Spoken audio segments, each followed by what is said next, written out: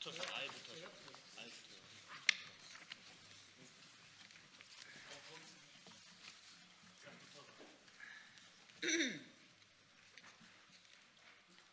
조금 붙어달라고 그러시더라고요. 사진 일단 계시.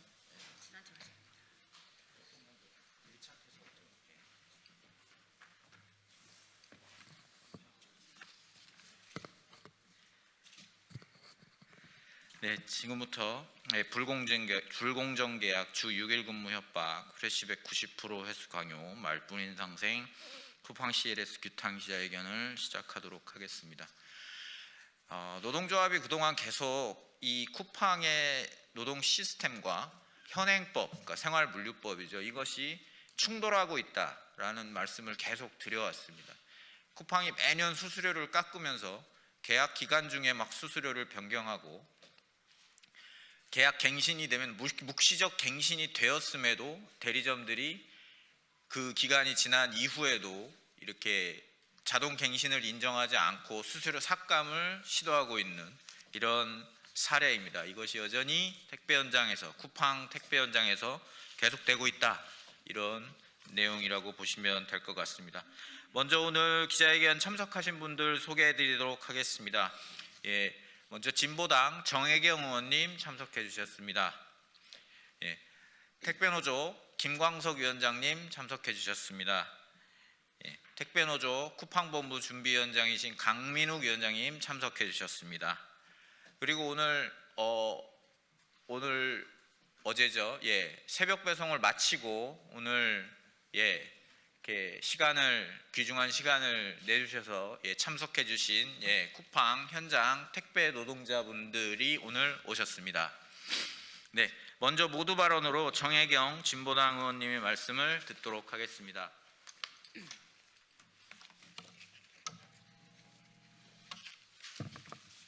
네, 진보당 비정규직 노동자 국회의원 정혜경입니다.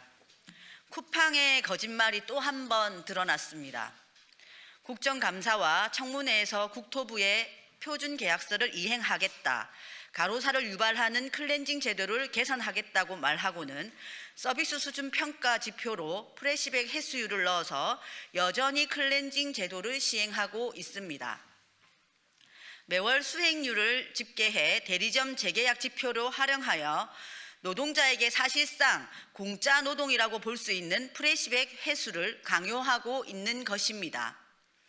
오늘도 택배 노동자들은 해고당하지 않으려고 배송을 모두 마친 뒤에도 구역을 돌며 프레시백을 수거하고 다른 사람 아이디를 이용해가며 주 6일, 주 7일을 근무하고 있습니다. 현대판 노예제가 따로 없습니다. 쿠팡은 개인정보 유출 사태에서의 대처와 마찬가지로 교묘한 말장난으로 언론 플레이만 하고 있습니다. 업계 최초 택배기사 주 5일 업무, 야간 작업 택배기사 격주 주 5일 배송을 말했지만 현장에서는 이행 의무가 없는 휴지 조각에 불과했습니다. 직고용 인력 투입으로 프레시백 해수 시스템을 개선하겠다고 하는 실행 계획 없는 말만 늘어놓고 있습니다. 쿠팡에서 반복되는 노동자 죽음의 근본 원인은 바로 이처럼 교묘하게 계약서에 숨겨진 클렌징 제도에 있습니다. 더 이상 쿠팡의 탐욕스러운 노동 착취로 노동자들의 목숨을 잃는 일이 반복되어서는 안 됩니다. 정부는 모든 수단을 동원해 쿠팡의 노동 착취 행태를 철저히 조사하여 엄중한 처벌을 내려야 합니다. 노동자를 쥐어짜 이윤을 취하는 기업은 이 사회에서 결코 용납될 수 없다는 것을 분명히 보여줘야 합니다. 쿠팡의 악질적인 노동 착취가 근절될 때까지 저 또한 국회에서 끝까지 싸우겠습니다. 이상입니다. 네, 다음으로 쿠팡 택배 현장에서 일하고 계시는 기사님 두 분의 말씀을 연이어서 들어보도록 하겠습니다. 안녕하세요. 저는 관악구 지역에서 지난 2년 동안 쿠팡 야간 배송을 하고 있는 택배 노동자입니다. 비가 오나 눈이 오거나 지난 계엄의 밤 관악 성간이를 침탈한 군인들 사이에서도 배송 업무를 하였습니다. 오늘 이 자리에 이렇게 나와 여러분께 말씀을 드리는 이유는 쿠팡 측의 비상식적인 정책 때문입니다. 그런 이유로 쿠팡 대리점 기분 좋은 날은 택배 기사에게 갑질과 갈취를 당연한 듯 행하고 있습니다. 첫 번째, 대리점이 공제하는 수수료를 매년 특별한 협의 없이 계속 인상해 왔습니다. 첫해 5%, 이듬해 10%, 작년 연말에는 12월 25일 공문을 통해 12월 31일까지 13%까지 올리는 서명을 강요하였습니다. 이는 생활물류법의 명백한 위반 사안입니다. 더불어 저희는 쿠팡 CLS가 대리점에 지급하는 원청 수수료를 알지 못합니다. 두 번째, 신규 계약서 서명을 거부하고 협의를 요청하는 택배 기사에게 휴무일을 줄이고 프레시백 수거 기준을 90%까지 올리겠다고 협박을 하고 있습니다. 이것은 쿠팡 CLS와 대리점 자신들이 계약한 내용이라고 말했습니다. 대리점은 프레시백 요구 수거율을 달성하지 못하면 배송기사의 임금을 갈취하는 갑질을 실제로 행하고 있습니다.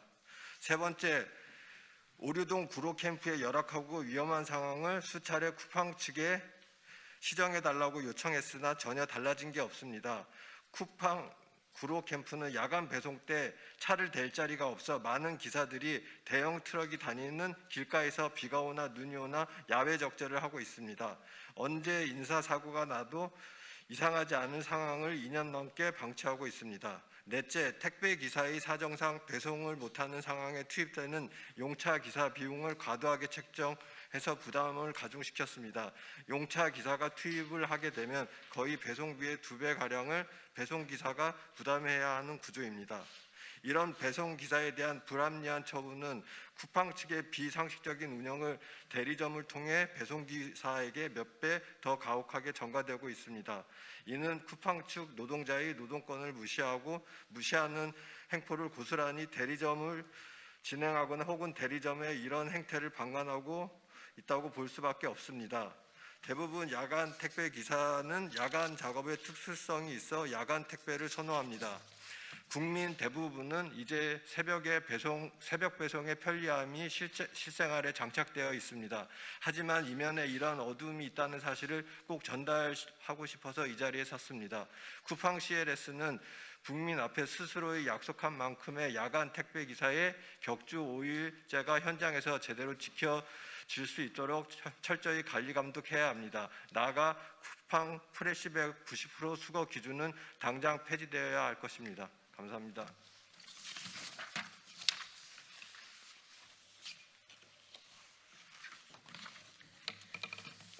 안녕하세요. 저는 관악구 지역에서 2023년도부터 시작해 현재 3년차째 새벽 배송을 하고 있는 기사입니다.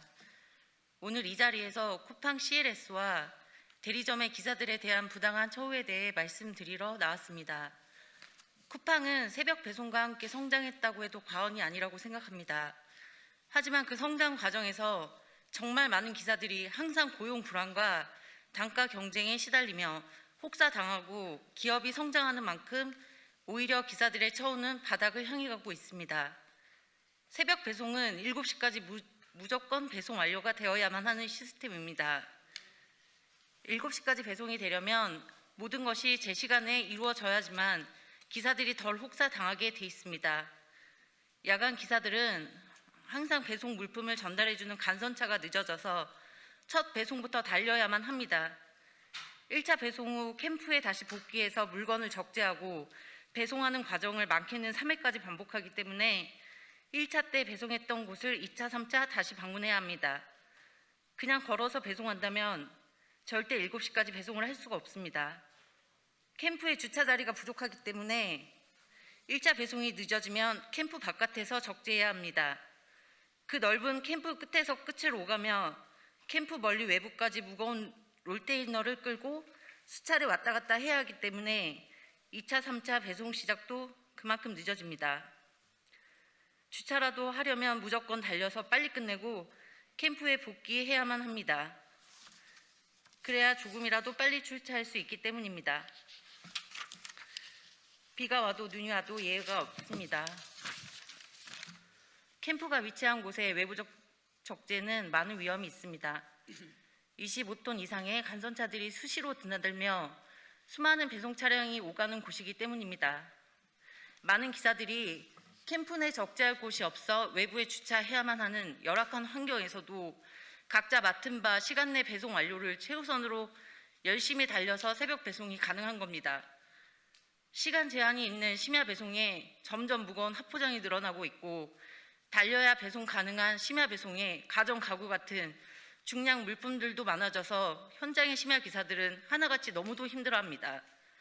엘리베이터 없는 4층, 5층에 20kg짜리 물품 2개를 들고 뛰어 올라가면 정말 이러다 죽을 수도 있겠구나, 남 얘기가 아닐 수도 있겠구나 싶습니다. 현장에서 이렇게 힘들게 어렵게 열심히 일하는 기사들의 처우는 매년 단가 하락과 대리점의 수수료 인상으로 돌아옵니다. 수익률과 클렌징이라는 위협으로 갑질이란 갑질은 기사가 다 당하고 있습니다. 또 노선을 가지고 있다는 이유로 대리점에선 각종 이유를 대고 대리점 공제 수수료를 매년 올리고 있습니다. 기사들은 언제든 노선을 뺏기고 일자리를 잃을 수도 있다는 불안감으로 수익률을 떨어뜨리지 않기 위해 대리점이 요구하면 요구하는 대로 할 수밖에 없습니다.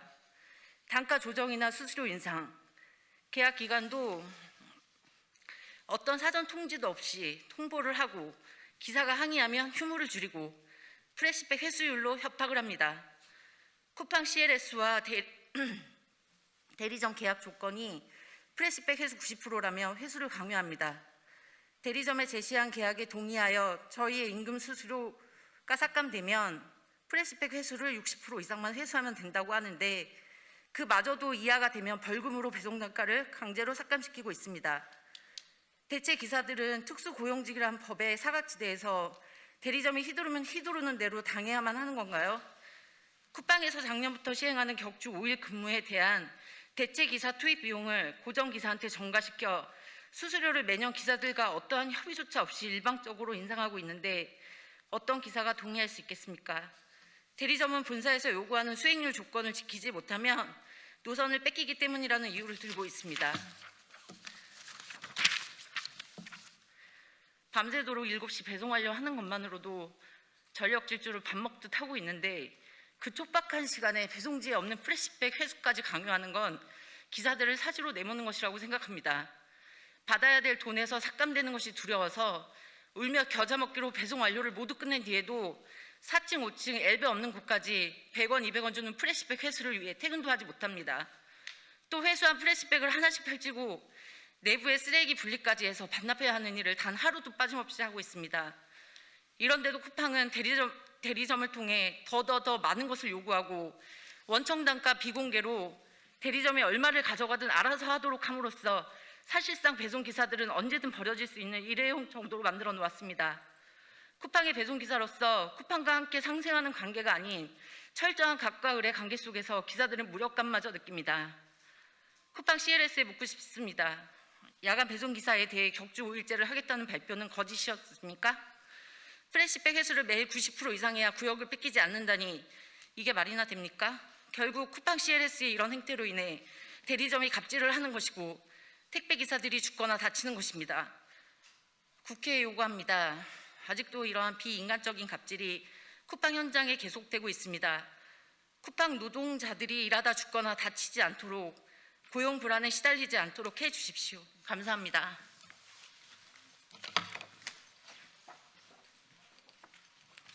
네. 그 보도자료에 수수료 삭감이라는 용어와 수수료 인상이라는 용어가 같이 나오는데요. 대리점이 수수료를 인상하는 것이고, 그러니까 대리점 수수료를 요율을 인상하는 것이고, 그에 따라 택배 기사의 임금이 삭감되는 것이다. 뭐 이렇게 이해하시면 될 것 같습니다. 예. 다음 말씀 듣겠습니다. 다음 말씀은 강민욱 택배노조 쿠팡본부 준비위원장님께서 해주시겠습니다. 택배노조 쿠팡본부 준비위원장 강민욱입니다. 쿠팡은 쿠팡 심야배송 택배 노동자들의 과로를 예방하고자 하는 일말의 의지가 있기는 합니까? 매년 이유도 모른 채 협의도 없이 수수료는 삭감되어 왔습니다. 매년 12월에 진행되던 쿠팡 CLS와 대리점과의 수수료 협상이 올해 5월 말까지 연기된 조건에서도 쿠팡 대리점 기분 좋은 날은 삭감된 계약서를 들이밀었습니다. 쿠팡의 격주 5일제를 시행하다 보니 백업 기사가 더 많이 일하게 되었고 백업 기사는 수수료를 더 많이 주어야 하니 수수료를 인상하겠답니다. 말 그대로 격주 5일제 방식으로 더 쉬고 싶으면 돈 내고 쉬라는 겁니다. 도대체 세상 어느 곳에 이런 방식의 휴무가 있습니까? 기사들은 의기투합하여 생활물류법에 명시된 우리의 법적 권리를 주장했습니다. 그런데 돌아온 곳은 더 죽을 만큼 일하라는 것이었습니다. 격주 5일제 혹은 5일제로 일하던 현재 근무 형태를 모두 6일제 근무로 변경하겠답니다. 쿠팡이 이미 1년 4개월 전부터 떠들썩하게 홍보했던 야간 배송 격주 5일제는 아무런 쓸모도 없는 휴지 조각에 불과했습니다. 대리점은 그것은 권고사항일 뿐 대리점 계약에 명시된 대로 하겠다고 합니다. 이런 식이면 우리가 왜 과로 방지 사회적 대화를 하고 있습니까? 쿠팡 CLS는 어차피 할 수 있는 게 없는 거 아닙니까? 대리점과 기사 간의 계약 관계를 앞세우고 쿠팡은 뒤에 숨어 있는 꼴 아닙니까? 심지어 대리점에서 작성한 계약서는 국토부 표준계약서도 아닌 불공정 계약서입니다. 쿠팡 CLS는 도대체 무엇을 하고 있습니까? 신규 계약을 거부한 기사들에게 작년에 체결한 불공정 계약서를 원칙적으로 적용하겠다는 대리점은 웬일인지 프렉시백 회수율을 90% 맞추어야 한다고 합니다. 이는 계약서에도 없는 내용인데도 말입니다. 이를 지적했더니 계약서에는 없지만 쿠팡 CLS와 대리점이 맺은 계약에 있다고 합니다. 90%의 회수율을 지키지 못하면 구역을 회수당한다고 합니다. 쿠팡에게 다시 한번 묻습니다. 쿠팡은 쿠팡 심야 배송 택배 노동자들의 과로를 예방하고자 하는 일말의 의지가 있기는 합니까? 작년 1월 환노위 청문회, 2월 쿠팡 민생단체 상생협약에서 클렌징을 폐지하겠다고 하지 않았습니까? 쿠팡은 앞에서는 과로 방지를 위해 사회적 합의에 대화에 참여하지만 뒤로는 여전히 클렌징을 유지하고 그것도 매우 비인간적이고 육체적 정신적 과로를 일으키는 90%의 프레시백 회수율을 고집하고 있었던 것입니다. 쿠팡 CLS의 이런 앞뒤가 다른 행태에 강력히 규탄합니다. 기분 좋은 날의 갑질은 명백히 쿠팡 CLS로부터 파생된 행태입니다. 쿠팡 CLS의 과로를 방지하고자 하는 일말의 의지가 있는지 두고 보겠습니다. 기분 좋은 날은 쿠팡 CLS의 대리점입니다. 이상입니다.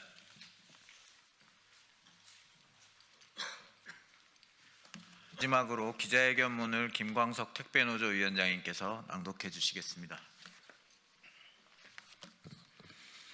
네, 휴식권과 생존권을 인질로 잡은 쿠팡 CLS의 가짜 생생을 규탄한다. 쿠팡 CLS 산하 대리점인 기분 좋은 날은 2026년 계약갱신을 앞두고 소속 택배 노동자들에게 대리점 공제 수수료율을 기존 10%에서 13%로 인상하겠다고 일방적으로 통보했습니다. 그 어떤 사전 협의도 동의 절차도 없었습니다. 기사들이 수입을 깎아 대리점이 이익을 채우겠다는 일방적 통보였습니다. 이에 노동자들은 생활물류서비스 산업발전법 제10조에 따라 계약 변경에 대한 계약 만료 60일 전 사정 통지가 없었으므로 기존 계약이 자동 갱신된다는 정당한 법적 권리를 행사했습니다. 그러자 대리점은 기다렸다는 듯이 보복을 가했습니다. 새 계약서에 서명하지 않으면 현재 시행 중인 격주 5일제를 없애고 주 6일 근무를 시키겠다. 백업기사 지원을 끊겠다는 협박이 날아들었습니다. 쿠팡이 자랑하던 격주 5일제는 알고 보니 협박용 미끼였습니다. 쿠팡 CLS는 그동안 국회와 언론 앞에 업계 최초의 격주 5일제를 도입해 택배기사의 과로를 막고 있다 수차례 자랑해 왔습니다. 그러나 현실은 실상 달랐습니다. 대리점 관리자는 격주 5일제는 본사 즉 CLS의 공고사항일 뿐이라고 말을 잘 듣지 않는 기사에게는 언제든 뺏을 수 있는 특권인 양 휴식권을 인질로 잡았습니다. 사람의 목숨이 달린 건강과 휴식권이 쿠팡 현장에서는 대리점 소장 마음대로 줬다 폈다 할 수 있는 미끼로 전략한 것입니다. 문제는 이뿐이 아닙니다. 쿠팡은 지난 청문회에서 후레시백 회수원부가 기사들이 과로를 유발한다는 지적에 개선을 약속했습니다. 그러나 기분 좋은 날 대리점은 신규 계약을 거부하자 후레시백 회수율을 90%라는 살인적인 기준을 강요하고 있습니다. 이를 달성하지 못하면 수수료를 추가로 깎겠다고 협박하고 있습니다. 대리점 측은 후레시백 회수율 90%가 CLS와 대리점 간의 계약 기준 때문이라고 밝혔습니다. 이로 인해 현장 배송 기사들은 배송이 다 마무리된 뒤에도 바로 퇴근하지 못하고 후레시백을 주우러 4층, 5층을 오르내리고 있습니다. 결국 기사들을 쥐어짜는 이 모든 압박의 배후에는 원청인 쿠팡 CLS의 클렌징 시스템이 도사리고 있는 것입니다. 쿠팡 CLS가 진짜 주범입니다. 대리점은 CLS와의 계약 유지를 위해 어쩔 수 없다고 변명합니다. 그것이 바로 쿠팡 CLS가 만든 죽음의 외주화 구조입니다. 원청은 뒤에 숨어 살인적인 기준을 내리고 하청 대리점은 살아남기 위해 기사들이 고열을 짜내고 있습니다. 더욱이 쿠팡 CLS는 현재 3차 택배 사회적 대화에 참여하고 있습니다. 대외적으로는 사회적 대화에 참여해 택배 노동자들의 과로를 예방할 대책을 논의하는 것처럼 하면서 실제로는 오히려 거꾸로 가는 현장을 방관하고 과로를 유발하는 후레시백 회수 강요와 클렌징을 여전히 유지하고 있는 것입니다. 도대체 쿠팡 CLS는 심야 택배 노동자들의 과로를 지킬 마음이 있기나 한 것입니까? 쿠팡 CLS와 대리점에 엄중히 경고합니다. 노동자의 휴식권은 당신들의 거래 수단이 아닙니다. 법을 지킨 노동자에게 과로를 형벌로 내리는 야만적인 행태를 즉각 중단해야 합니다. 이에 우리는 강력히 요구합니다. 쿠팡 CLS는 말로만 상생 떠들지 말고 현장에서 악용되는 격주 5일제의 실태를 전수조사하고 보장 대책을 마련하라. 쿠팡 CLS는 과로 유발하고 갑질 도구로 전락한 후레시백 회수율 강용 즉시 중단하고 클렌징 제도를 폐지하라. 쿠팡 대리점 기분 좋은 날은 정당한 계약갱신을 인정하고 이를 빌미로 한 주 6일제 강제전환, 후레시백 회수율 90% 강요 등 일체의 보복 행위를 즉각 중단하라. 이상입니다. 네, 이상으로 오늘 기자회견을 모두 마치도록 하겠습니다. 네, 들어주셔서 감사합니다. 수고하셨습니다.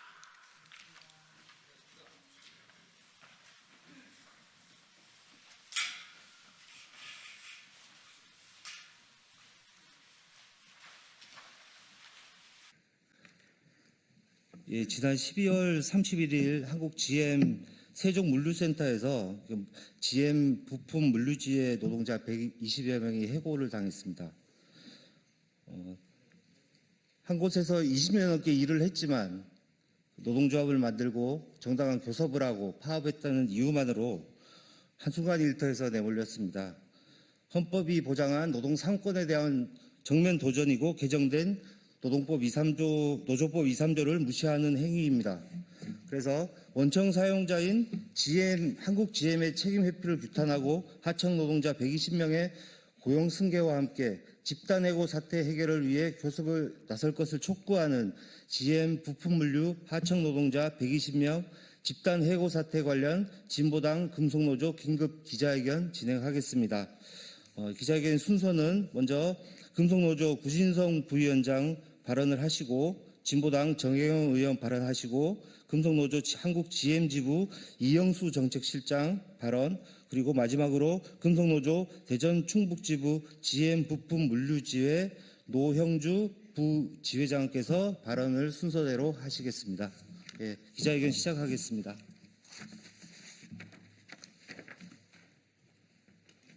예, 안녕하십니까. 금속노조 부위원장 구진성입니다. 저희 발언은 구호와 함께 열겠습니다. GM은 120명 하청 노동자 집단해고 처리하고 물류센터 직영화 결단하라. 20년을 일해도 기본급 158만 원, 노조를 만들자 돌아온 것은 문자 한 통의 해고 통지였습니다. 오늘 우리는 세계적인 기업 GM의 파렴치한 민낯을 폭로하고 120명 노동자의 생존권을 지키기 위해 이 자리에 섰습니다. GM은 20년 넘게 유지해온 고용 승계를 단숨에 끊어내고 새해 벽두부터 노동자를 길거리에 내몰았습니다. 이것은 단순한 계약 종류가 아니라 노조를 파괴하기 위한 기획된 집단 해고입니다. GM의 정책에 따라 언제 해고될지 모르는 고용 불안 속에 일하던 세종물류센터 노동자들은 열악한 노동 조건을 개선하고 불법 파견의 굴레를 벗기 위해 지난 7월 노조를 결성했습니다. 지행 원천 임원은 진짜 사장 나오라고 해서 우리가 왔다며 직접 면담에 나섰고 고용 승계를 약속하며 파업을 자제시킨 바 있습니다. 하지만 그 약속은 모두 거짓이었습니다. 뒤로는 이미 업체 교체를 준비하고 있었고 사자협의체에서 약속한 고용 승계를 단 이틀 만에 뺀 채 도급 계약을 강행했습니다. 노조를 만들자마자 명백한 보복 해고를 자행한 것입니다. 한국 GM이 적재일 때도 세종물류센터는 40에서 43%의 경이적인 영업이익을 기록했습니다. GM은 과거 물류 외주화는 없다고 공언하며 세종으로 물류를 일원화했습니다. 그런 GM이 이제 와서 외주화를 강행하는 이유는 명확합니다. 한국 GM의 이익을 미국 본사로 빼돌리고 언제든 한국에서 철수할 수 있는 발판을 마련하겠다는 속셈입니다. GM이 제시한 발탁 채용은 선별적 고용을 통해 노조를 와해시키려는 비겁한 해유책입니다. 근로자 지휘하기 소송을 포기하게 하고 법적 책임을 회피하려는 꼼수에 불과합니다. 20년간 이어진 고용 승계 관행을 깨뜨리고 노동부 가이드라인조차 무시하는 GM의 행태를 결코 자시할 수 없습니다. 발탁 채용과 바이아웃은 기만적 노조 파괴 시나리오에 불과합니다.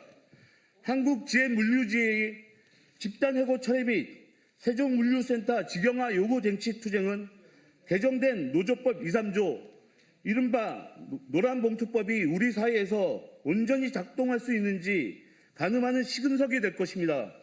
하청 노동자가 원청과 직접 교섭할 권리는 법적 권리입니다. 정부는 8,100억 원의 막대한 공적 자금을 받아가면서도 구조조정과 해고를 강행하는 GM의 약탈 경영을 더 이상 방관해서는 안 됩니다. 정부는 지금 즉시 한국 GM의 책임을 묻고 실질적 고용보영 대책을 내놓아야 합니다. GM과 정부가 이 사태를 방치한다면 단지 120명의 하청 노동자를 외면한 것이 아니라 한국의 모든 하청 노동자의 권리를 짓밟는 것과 다름없습니다. 금속노조는 GM 부품 물류의 해고 노동자들이 현장으로 돌아가는 그날까지 모든 수단을 다해 끝까지 투쟁하겠습니다. 역시 구호로 저의 발언 마무리하겠습니다. GM은 120명 하청 노동자 집단 해고 철회하고 물류센터 직영화 결단하라. 감사합니다.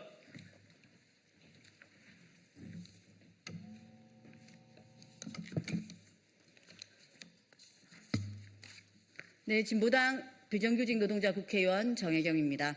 여기 옆으로 좀 오시래요. 뻔뻔한 태도로 일관한 미국 기업 쿠팡이 국민적 공분을 일으키고 있는 상황에서 이번에는 GM이 문제를 일으켰습니다. 말썽만 일으키는 미국 자본 정말 문제입니다. 이번 사안은 미국 자본 GM이 부당 노동 행위라는 범죄를 통해 우리 국민의 생계와 헌정 질서를 파괴하는 것입니다.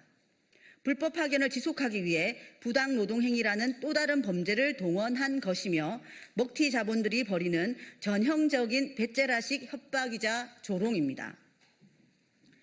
GM이 고용 승계를 거부하며 신규 하청업체 선정에 들어간 사실은 애초부터 노조 말살 목적 외에 다른 이유가 없었다는 점을 명백하게 증명하고 있습니다. 그 어떤 변명을 둘러대봤자 개정노조법 시행에 따른 원청 책임을 피하고 하청 노동자들의 교섭권을 좌절시키기 위한 범죄 행위에 불과할 뿐입니다. 저는 진보당 국회의원으로서 노동권은 헌법으로 보장한 국민의 기본권이며 이를 탄압하는 것은 우리 헌정 질서에 대한 도전이자 범죄 행위라는 점을 여러 차례 강조해 왔습니다. 노동권은 국민의 생계와 삶을 지키기 위해 필요하다고 정한 최소한의 법률적 기준이기 때문입니다. 특히 내란 청산에 전력을 다하고 있는 우리나라에서 노조할 권리를 탄압한 범죄는 우리 민주주의에 대한 도전입니다. 정부는 GM의 노골적인 부당노동행위 범죄에 대하여 우리 헌정 질서에 대한 도전이라는 인식을 분명히 하고 이를 처벌, 기업들을 앞에 본보기를 보여야 합니다. 개정노조법 시행을 앞두고 유사 범죄가 발생하지 않도록 신속하고 엄격한 조치에 나서야 합니다. GM은 지금이라도 국민 앞에 사죄하고 불법 파견 중단과 직접 고용에 대한 책임을 이행하십시오. 어려울 때는 국민의 피 같은 공적 자금 8,100억 원을 넙죽넙죽 받아 먹으면서 뒤에서는 국민의 생계를 파괴하고 원청의 책임을 외면한 행태는 배은망덕합니다. 진보당은 외국 자본이 국민을 유린하는 행위를 결코 자시하지 않겠습니다. 노동자 국민의 기본권을 지키기 위해 끝까지 함께하겠습니다. 이상입니다.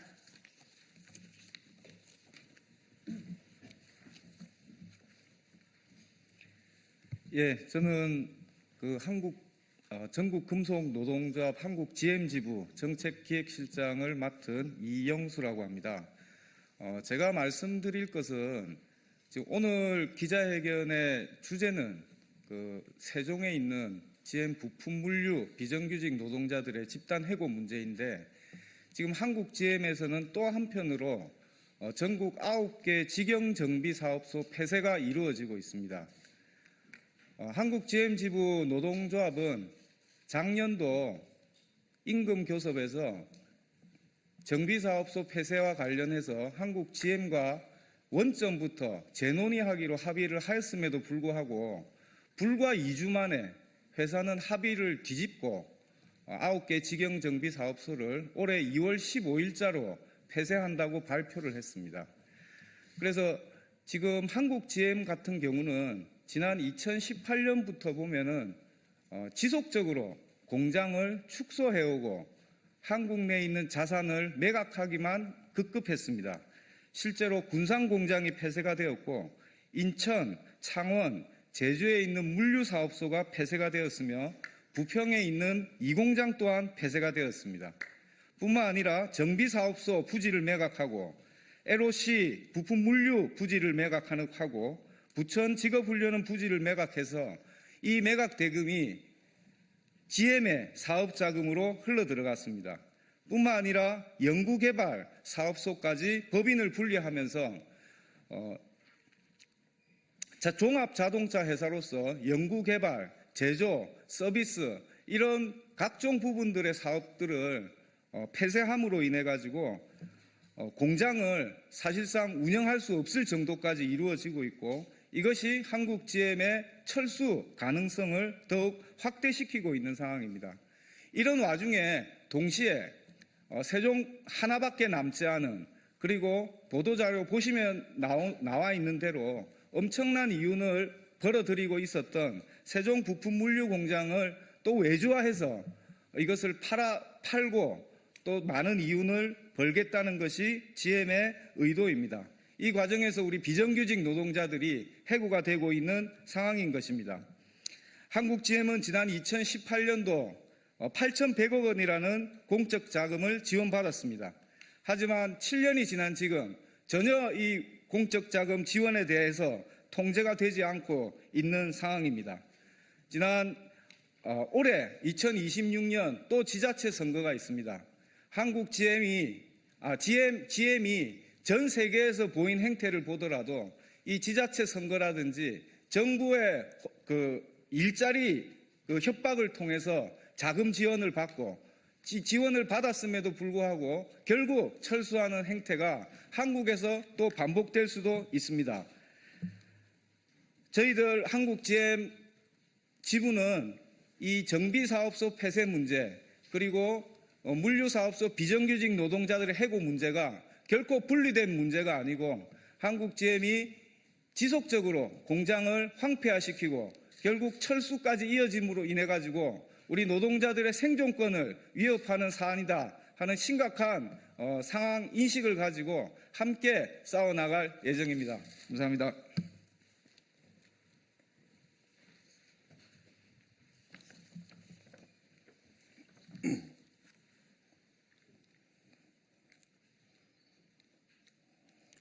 네, 안녕하십니까. 저는 금속노조 대전 충북지부 GM 부품물류지회 부지회장 노영주입니다. 금속노조의 수많은 선배 노동자들이 20년 넘게 거리에서 피눈물을 흘리며 싸워온 끝에 드디어 노조법 2조 3조가 개정되었습니다. 국회가 이 법을 바꾼 이유는 명확합니다. 진짜 사장인 원청이 하청 노동자의 목소리를 듣게 하고 그들에게 정당한 교섭의 권리를 보장하기 위해서였습니다. 저희 한국GM 세종물류센터 하청 노동자들도 지난해 7월 노동조합을 세웠습니다. 우리는 더 이상 숨지 않고 원청인 한국GM에 당당히 교섭을 요구했습니다. 하지만 우리에게 돌아온 것은 대화가 아니라 조합원 전원 해고라는 칼날이었습니다. 해고는 살인입니다. 글로벌 기업 한국GM의 오만함을 규탄합니다. 원청의 교섭을 요구하면 하청 노동자는 길거리로 나앉아야 하는 것이 지금 대한민국의 현실입니까? 한국GM은 글로벌 기업이라고 자부하면서도 대한민국 국회가 만든 법의 취지를 정면으로 무시하고 있습니다. 법 위에 군림하며 하청 노동자들의 생존권을 짓밟는 한국GM의 오만함을 더 이상 묵과할 수 없습니다. 저희는 해고된 직후 세종물류센터 현장에서 40일간의 천막농성을 진행하고 있으며 현재는 100여 명의 해고된 노동자들은 현장을 지키며 무기한 집단 농성에 돌입하였습니다.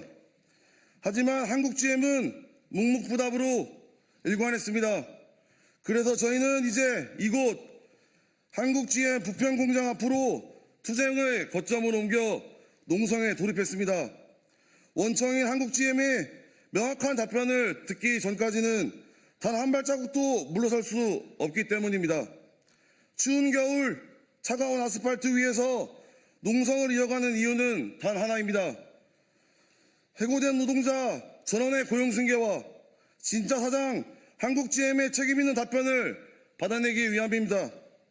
국회에 요구합니다. 법이 현장에서 숨 쉴 수 있게 해주십시오. 국회는 단순히 법 조문을 바꾸는 곳이 아닙니다. 그 법이 국민의 삶을 실질적으로 바꾸고 있는지 감시하고 책임져야 하는 곳입니다. 노조법 2조 3조 개정이 종이 한 장의 기록으로 남지 않도록 저희 세종물류센터 하청 노동자들의 고용 승계가 그 법의 정당성을 증명하는 첫 사례가 되어야 합니다. 우리는 끝까지 싸울 것입니다. 선배 노동자들이 지켜온 노조법이 현실에서 무너지게 두지 않겠습니다. 당당히 현장으로 돌아가 원청을 상대로 승리하는 투쟁을 만들겠습니다. 한국GM은 지금 당장 해고 노동자 전원을 고용 승계하고 교섭에 나서십시오. 국회는 개정된 노조법이 현장에서 제대로 작동하도록 강력히 개입하십시오. 감사합니다.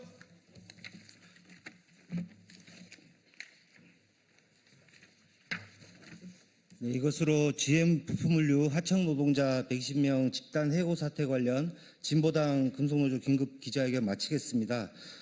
GM 부품물류지의 투쟁 경과 및 요구 사항을 잘 설명을 드렸고 설명 자료가 배포되었을 것입니다. 설명 자료를 참고해서 적극적인 보도를 요청드립니다. 네, 감사합니다.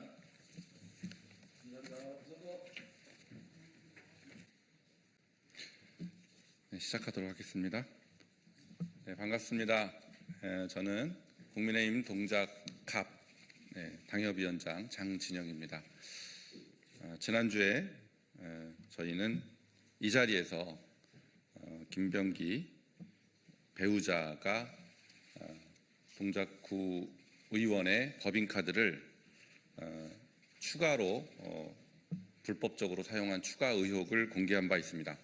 오늘도 이 김병기 부부가 얼마나 알뜰하게 구의원들, 국민의 혈세인 구의원 법인카드를 알뜰하게 해먹었는지에 대한 추가적인 의혹을 공개하도록 하겠습니다. 그리고 이 김병기 부부와 또 관련자들에 대해서 오늘 뇌물죄 등으로 고발장을 제출한다는 사실, 그리고 그 동작경찰서의 수사 과정에 국민의힘 그 경찰 출신 국회의원이 수사 무마를 위한 전화를 해서 시도했다라는 보도가 있었는데요. 그 부분에 대한 당무 감사 요청, 요 세 가지 꼭지로 오늘 말씀드리도록 하겠습니다. 이제부터는 읽도록 하겠습니다. 저는 지난주에 이 자리에서 김병기 의원 배우자가 조진희로부터 법인카드를 뺏어서 사용한 추가 사실을 공개한 바 있습니다.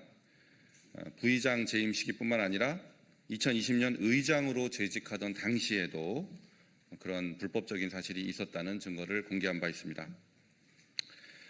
저희는 조진희 법인카드 불법 사용 내역을 조사를 하는 과정에서 김병기 부부가 과연 조진희 카드만 썼겠느냐, 다른 구의원 카드를 빼앗아 썼을 가능성은 없는가라는 점에 대해서 의문을 가지고 조사를 했습니다. 그 결과 추가적인 의혹이 불거져 나왔기 때문에 오늘 말씀드리고자 합니다. 자, 먼저 그 조진희 의장 업무 추진비 법카에 대한 추가적인 사실이 조금 있어서 먼저 말씀드리도록 하겠습니다.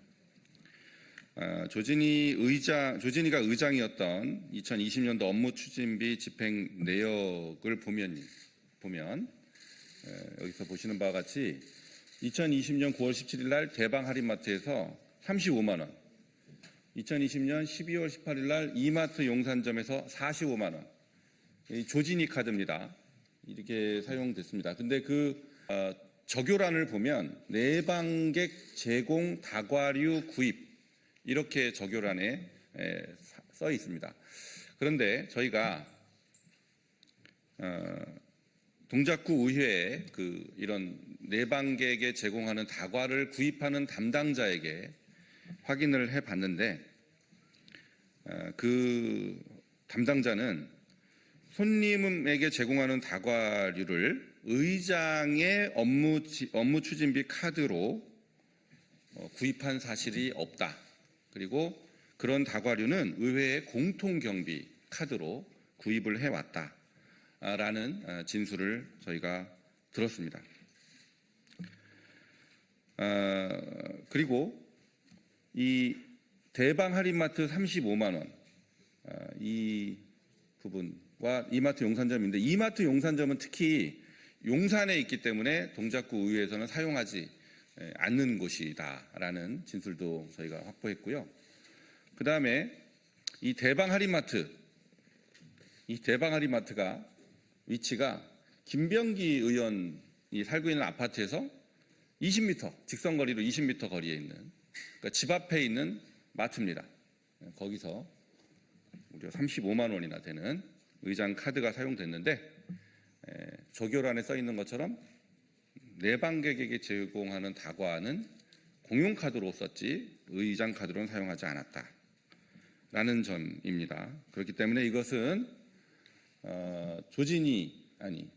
이해다 김병기 부부가 개인적인 목적으로 사용했을 가능성이 매우 높다라는 점, 그런 의혹을 공개합니다.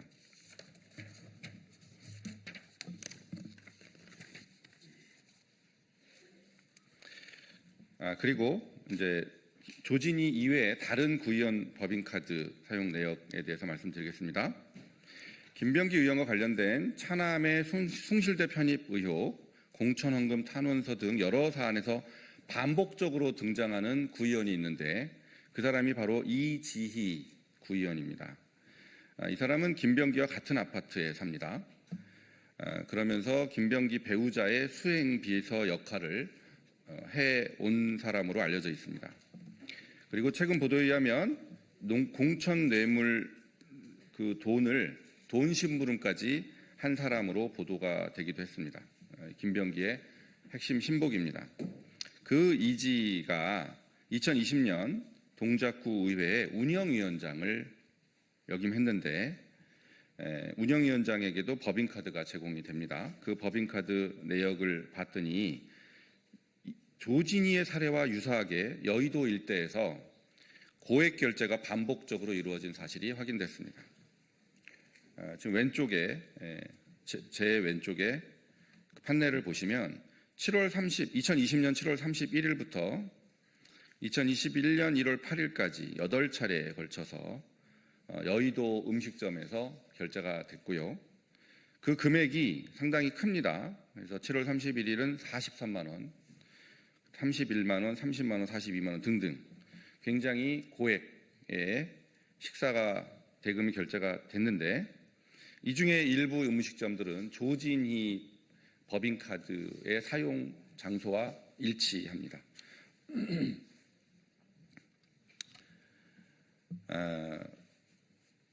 이지희 구의원 역시 집이 대방동이고 직장이 동작구 내에 있는 사람이기 때문에 여의도에서 이렇게 고액의 식사 결제가 여러 번 이루어졌다는 것이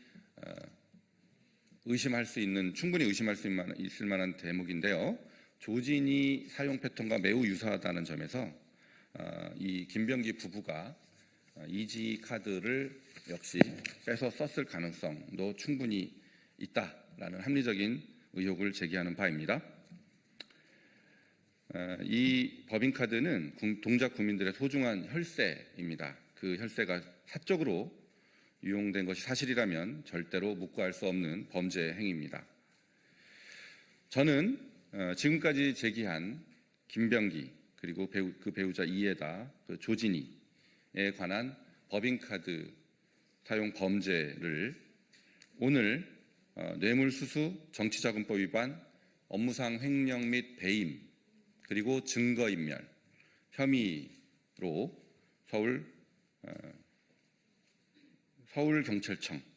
서울경찰청에 고발장을 제출할 예정입니다. 원래는 동작경찰서에 할 예정이었으나 수사가 지금 서울경찰청에서 이루어지고 있다고 하므로 서울경찰청에다가 제출할 예정입니다.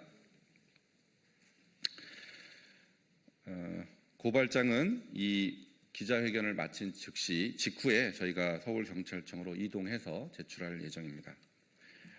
그리고 최근 언론 보도에서 동작경찰서의 김병기 비리 수사 과정에서 김병기가 국민의힘 경찰 출신 국회의원을 통해 동작경찰서장에게 2024년 김병기 배우자 법관 사건에 대한 사건 무마를 청탁했다라는 보도가 있었습니다. 2024년 김병기 배우자 법관 사건은 제가 바로 이 자리에서 2024년 3월경에 의혹을 제기했고 그 의혹을 저와 김영수 소령이 국민권익위원회에다가 신고를 해서 동작경찰서로 넘어간 사건이었습니다. 그런데 방금 말씀드린 보도 내용대로라면 국민의힘 당협위원장인 제가 제기한 사건을 국민의힘의 국회의원이 무마했다. 그리고 무마하려고 시도했다라는 것이 됩니다. 저로서는 도저히 용납할 수 없는 그리고 묵과할 수 없는 이적행위다 이렇게 말씀드립니다. 저는 국민의힘 당무감사위원회와 국민의힘 윤리위원회에 이 해당 의혹의 진위 여부를 가려서 사실이라면 엄중한 조치를 해 주실 것을 강력하게 요청할 계획입니다. 그에 필요한 당무감사 신청서 등도 자료 등도 제출할 예정임을 이 자리에서 말씀드립니다. 네, 오늘 제가 말씀드린 세 가지 내용에 대해서 말씀드렸습니다. 추가적인 내용은 밖에서 더 말씀드리도록 하겠습니다. 네, 이상으로 기자회견 마치도록 하겠습니다. 자료 경례.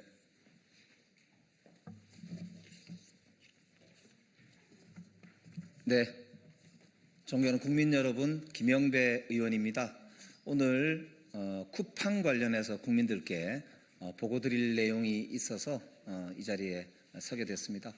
오늘은 우리 정의당의 권영국 대표님께서 쿠팡의 내부 회계 감시 시스템과 관련해서 문제가 있다라고 하는 문제 제기를 하시려고 하는데요. 아마 좀 이따가 권영국 대표님 말씀은 좀 들어보도록 하겠습니다. 사전에 제가 먼저 좀 잠깐 말씀 올리고 권영국 대표님 기자회견문 말씀을 듣도록 하겠습니다. 저는 쿠팡 청문회 내내 한 가지 생각밖에 안 들었습니다. 정말 몽둥이가 모자라다. 아무리 그래도 대한민국과 대한민국 국민을 이렇게 무시할 수 있느냐, 이런 절망감이 들었습니다.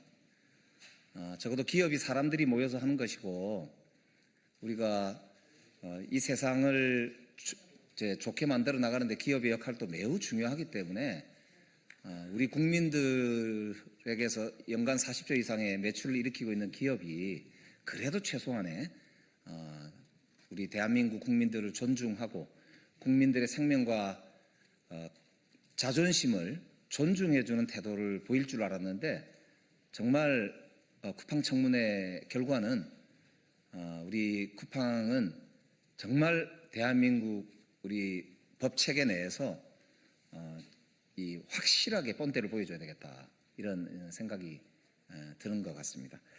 특별히 쿠팡이 왜 저렇게 아나무인의 태도로 나올까?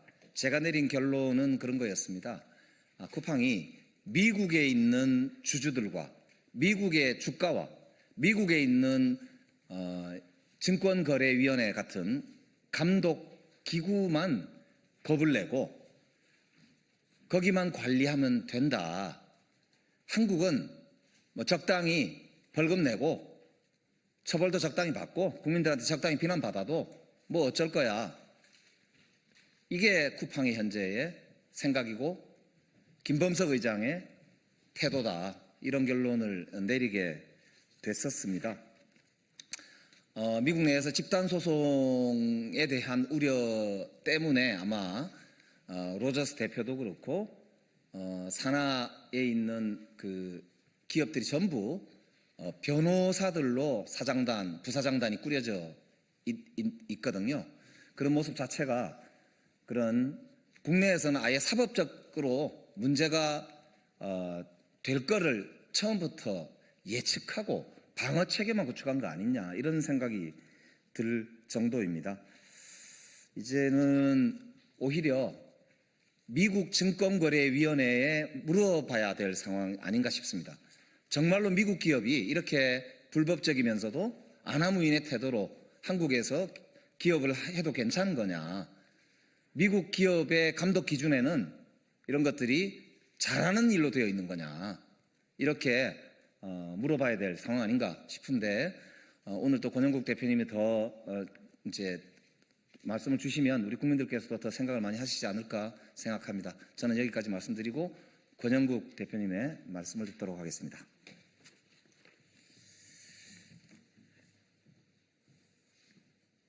네, 국민 여러분, 오랜만에 소통관에 서게 됩니다. 반갑습니다. 오늘은 쿠팡 내부 감시 시스템 붕괴에 대한 고발과 금감원 특별감리 미국 공조조사를 촉구하는 기자회견에 앞서서 먼저 그동안 있었던 쿠팡의 여러 만행에 대해서 잠시 모두 발언으로 시작하겠습니다. 정의당 대표 권영국입니다. 연말 실시된 쿠팡 청문회, 국민 여러분 어떻게 보셨습니까? 분노와 답답함이 조금이라도 해소되셨습니까? 아마 그렇지 않으셨을 겁니다. 오히려 쿠팡 대표는 더욱 부활을 돋구는 행위를 멈추지 않았습니다. 창업자 김범석 의장은 이번에도 청문회에 출석하지 않았습니다. 첫 청문회에서는 동문서답으로 일관하던 해롤드 로저스 대표는 이번엔 오히려 책상을 탁탁 치면서 도리어 기싸움과 고성으로 맞섰습니다. 청문회를 앞두고 셀프 조사를 발표하고 5만 원 피해 보상안을 내놨으니 이제 저 자세를 끝내고 당당하게 나설 때라고 판단했던 것 같습니다. 말도 안 되는 소리 아닙니까? 결과적으로 쿠팡의 셀프 조사는 미국 투자자를 향한 셀프 면죄부에 불과했습니다. 쿠팡이 하는 말을 고지곳대로 믿을 국민이 있겠습니까? 결국 정부와 진실게임 공방처럼 변질시켜 버렸습니다. 전 국민의 분노를 야기한 5만 원 피해 보상안은 또 어땠습니까? 그것이 피해 보상안이었습니까? 사실상 로켓 배송 5,000원 할인권을 배포한 판촉 마케팅이었습니다. 참으로 얄팍한 수법이 아닐 수 없습니다. 쿠팡의 자정 노력을 기대하는 것이 얼마나 헛된 것인지를 우리는 다시 한번 확인하게 되었습니다. 국민 여러분, 쿠팡이 미국에서는 허리를 숙이지만 한국에선 뻣뻣하게 고개를 쳐드는 일이 자꾸만 반복되고 있습니다. 왜 그러겠습니까? 김범석의 눈에 한국이 우습게 보이기 때문입니다. 조금만 시간이 지나면 소비자들은 결국 다시 쿠팡으로 돌아올 것이라고 확신하고 있기 때문입니다. 쿠팡과 김범석의 버르장머리를 고쳐줄 방법은 단 하나밖에 없습니다. 한국이 결코 쿠팡에 허술하거나 관대한 나라가 아니라는 사실을 분명하게 보여주어야 합니다. 쿠팡이 한국을 우습게 여기고 거듭 비윤리적 행태를 반복하면 더 이상 한국에서 정상적으로 사업을 하지 못할 수도 있다고 분명히 경고해야 합니다. 이미 수많은 시민들께서 적극적으로 참여해주고 계신 탈팡운동이 더욱 거세져야 합니다. 영업정지, 국정조사 등 정치권에서 가용한 모든 조치를 취해야 합니다. 그리고 오늘 정의당은 또 하나의 조치를 이 자리에서 촉구하고자 합니다. 그 내용을 잠시 후 말씀드리겠습니다. 새벽 배송 야간 노동 문제에 대해서도 다시 한번 말씀드립니다. 개인정보 유출 사태의 파장으로 사안이 잠시 뒤로 밀려 있습니다만 이 논의의 불씨를 다시 짚어야 합니다. 2020년 이후 알려진 사망자만 무려 29명에 이릅니다.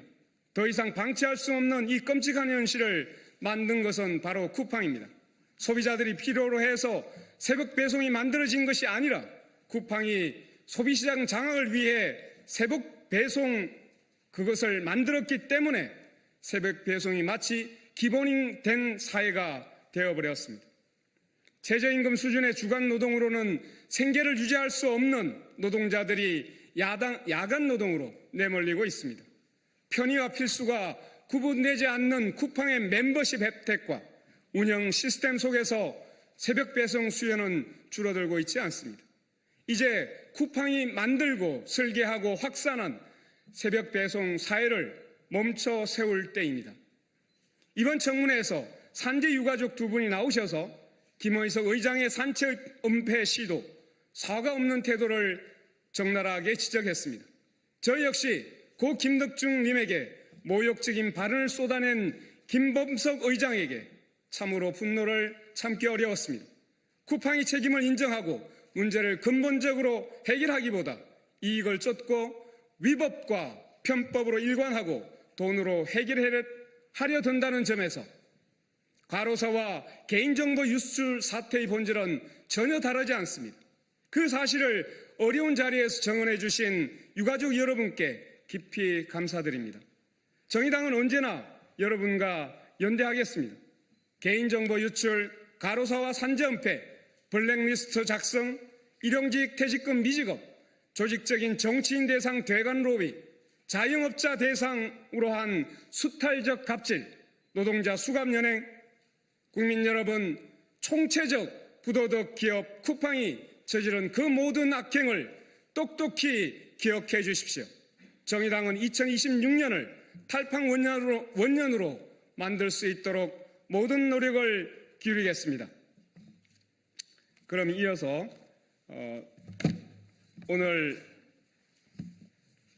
조치, 특히 금융당국의 조치를 요청하는 기자회견문을 발언하도록 하겠습니다.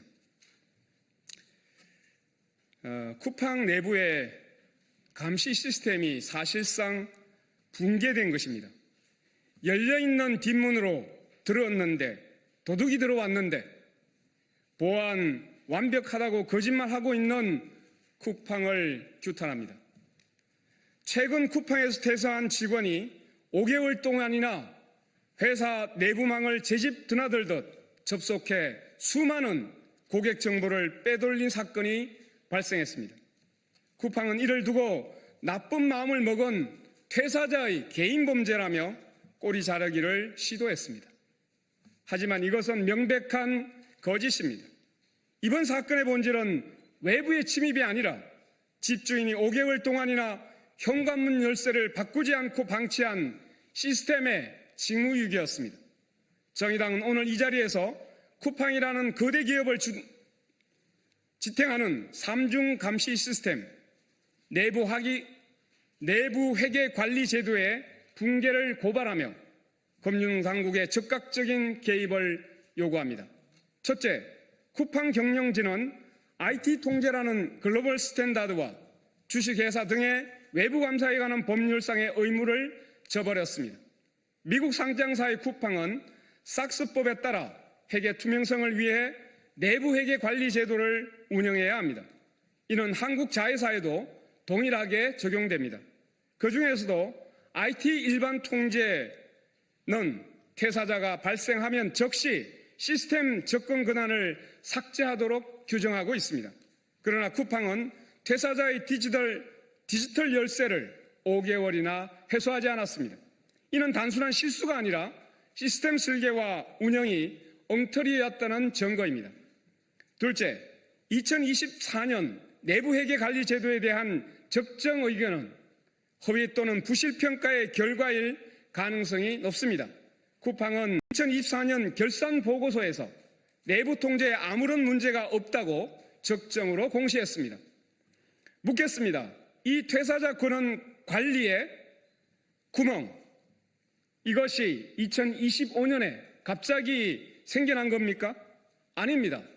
2024년도에도 그 전에도 구멍은 뚫려 있었을 것으로 추정됩니다.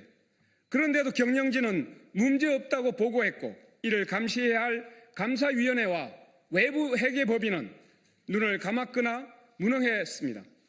셋째, 내부 통제 실패보다 더 치명적인 것은 이를 감춘 허위 보고였습니다. 기업이 내부 통제에 실패할 수는 있습니다. 그러나 이를 투명하게 공개하지 않고 완벽하다고 허위를 보고하는 것은 시장과 투자자를 기만하는 행위입니다. 세계적인 투자은행 크레디트 스위스가 무너진 결정적 이유는 취약점 그 자체보다 뒤늦게 드러난 부실 그 자체로 인해 시장의 신뢰가 한순간에 붕괴됐기 때문입니다. 이커머스 기업인 쿠팡에게 고객 정보는 곧 기업의 핵심 경쟁력이자 사업 기반입니다. 이를 관리하는 시스템이 뚫렸음에도 숨겼다는 것은 쿠팡의 재무제표 숫자 또한 신뢰할 수 없다는 뜻입니다. 한국 금융당국은 미국 상장사라는 이유로 뒷짐을 진 채 방관하지 말고 특별관리와 한미 공조조사에 나서야 합니다. 피해자는 한국 국민이고 사고가 난 곳은 바로 한국 법인입니다. 쿠팡 INS가 미국에 상장되어 있다 하더라도 그 재무제표의 기초가 되는 한국 쿠팡의 내부 통제 실패는 한국 금융당국의 바로 감독 영역입니다. 이제 정의당은 다음과 같이 금융당국에 요구합니다. 금융감독원은 즉각 쿠팡에 대한 특별관리에 착수하라. 개인정보 유출을 넘어 회계정보의 무결성을 담보하는 IT 통제가 실제로 작동하고 있었는지, 2024년 내부회계관리 제도도 그 운영 실태 점검이 제대로 이루어졌는지 검증해야 합니다. 금융당국은 미국 정권거래위원회인 SEC에 공조조사를 공식 요청하라. 쿠팡은 미국 상장사이자 한국의 지배적 사업자입니다. 이번 사태는 삭스법 위반 소지가 매우 다분합니다. 한국 당국이 확보한 IT 일반 통제 실패 증거를 바탕으로 미국 감독 당국과 공조하여 글로벌 수준의 제재와 시정 조치를 반드시 이끌어내야 할 것입니다. 쿠팡 경영진과 쿠팡 INC 감사위원회는 즉각 대국민 사과를 하고 독립적인 제3기관을 통해 최근 3년간 IT 통제 운영 실태를 전수 점검하여 그 결과와 개선 계획을 투명하게 공개할 것을 요구합니다. 정의당은 혁신이라는 가면 뒤에 숨어 기본적인 안전과 책임을 방기한 쿠팡의 반사회적인 행태를 좌시하지 않을 것입니다. 미국 법이든 한국 법이든 적용 가능한 모든 수단을 동원해 끝까지 책임을 묻는 길에 함께하도록 하겠습니다. 오늘 국민 여러분, 쿠팡이 반복적으로 한국을 운운하는 일이 없도록 우리는 모든 수단을 동원해서 쿠팡을 이번에 바로 시정하도록 노력을 기울여 나갑시다. 고맙습니다. 존경하는 국민 여러분, 사랑하는 당원 동지 여러분, 새만금을 품은 군산 김제 부안갑 국회의원 신영대입니다. 1월 8일 내일 저는 22대 총선 예비후 시절 한 달간 제 선거 캠프에서 사무장을 했던 강모 씨의 대법원 선고를 앞두고 있습니다. 선고 결과에 따라 의원직 상실이라는 상황이 생길 수도 있어서 오늘 제 입장을 밝히고자 이 자리에 섰습니다. 무엇보다도 대법원이 이례적으로 빠르게 선고 기일을 지정한 점에 대해서 깊은 유감을 표합니다. 이 사건의 본질을 국민 여러분께 간명하게 설명드리고자 합니다. 이 사건의 핵심은 단순합니다. 총선 예비후보 등록 이전에 당시 지인이었던 강모 씨가 선거법 위반 행위를 했고, 저는 예비후보 등록 당시 그 사실을 모른 채 강모 씨를 선거 사무장으로 선임했습니다. 제가 알았거나 지시했거나 공모했다면 바보가 아닌 이상 사무장으로 선임하지 않았을 것입니다. 그러나 제가 알 수 없었던 사무장 선임 이전의 선거법 위반 행위만으로 국회의원직 상실이라는 책임을 저에게 묻고 있는 것입니다. 저는 수사 과정에서 이 사안을 뒤늦게 알게 되었고, 이후 재판에서 제가 지시하거나 공모했다는 점이 일치 없음이 밝혀졌습니다. 검찰 역시 제가 강모 씨와 통모했거나 강모 씨에 대한 의사 지배가 있었다는 근거는 찾지 못해서 저를 강모 씨의 행위와 관련해서 기소도 못했습니다. 사실 이 사건의 출발점은 공직선거법 위반이 아니라 윤석열 정권 출범 이후 민주당 정부의 재생에너지 정책을 범죄시하고 탄압하기 위해 시작된 기획수사였습니다. 그 과정에서 제가 표적이 되었고, 그 결과 현재 이른바 뇌물 혐의까지 저는 재판을 받고 있습니다. 그런데 검찰이 제 지시에 따라 금전을 받았다고 주장하는 핵심 인물은 법정에서 왜 내가 신영대원 재판에 증인으로 나온지 모르겠다, 신영대와 평생 전화 한 번 한 적이 없다고까지 진술했습니다. 검찰은 제 사건 핵심 증인으로 서지만 씨를 지목해서 지난 2년간 무려 62차례에 걸쳐 출정 조사를 진행했습니다. 이는 쌍방울 사건의 김성태, 방용철에 이어 세 번째로 많은 횟수로 사실상 신영대 저 한 사람을 엮기 위해 수십 차례 불러내어 조사한 것입니다. 이 과정에서 거짓 진술을 유도하고 협박과 회유, 나아가 증거 조작까지 자행했습니다. 그야말로 천국이고, 이런 비상식적인 수사와 기소를 한 것이 윤석열 정권 당시의 검찰입니다. 바로 그 뇌물수사 과정에서 검찰은 뇌물 사건과 관련 없는 일까지 범위를 넓혀서 별건 수사를 시작했고, 그 결과 공직선거법 사건이 만들어졌습니다. 이 공직선거법 수사는 독립적으로 시작된 수사가 아니라 뇌물 수사를 진행하던 과정에서 별건으로 수사한 것입니다. 그래서 검찰은 이 파생된 사안을 통해 선거기간 전체와도 무관하고 제가 인지하지 못했던 강모 씨 개인의 과거 행위를 문제 삼아 공소장을 변경했고, 결국 의원직 상실로 이어지도록 구형하고 선고받는 구조를 만들어냈습니다. 그리고 이 공직선거법 적용은 더욱 이례적입니다. 문제된 조항은 2004년 공직선거법이 대대적으로 개정되면서 새로 도입된 규정이지만, 그 이후 20년 가까운 기간 동안 실제로 적용된 사례 자체가 없었고, 국회의원이 의원직을 상실한 전례 역시 없었습니다. 그래도 불구하고 이번 사건에서 처음으로 이 조항이 적용되었고, 그것은 후보자가 인지하지 못한 제3자의 과거 행위를 이유로 유권자의 선택을 무효로 만드는 의원직 상실이라는 결과로 이어지고 있습니다. 이것이 과연 정상적인 법 적용인지 아니면 저에게만 외적으로 적용된 것인지 묻지 않을 수 없습니다. 그래서 저는 강모 씨의 공직선거법 사건의 1심 결과가 나온 직후인 지난해 3월 헌법재판소에 제265조 제1항 제24호에 대한 헌법소원과 가처분을 청구했습니다.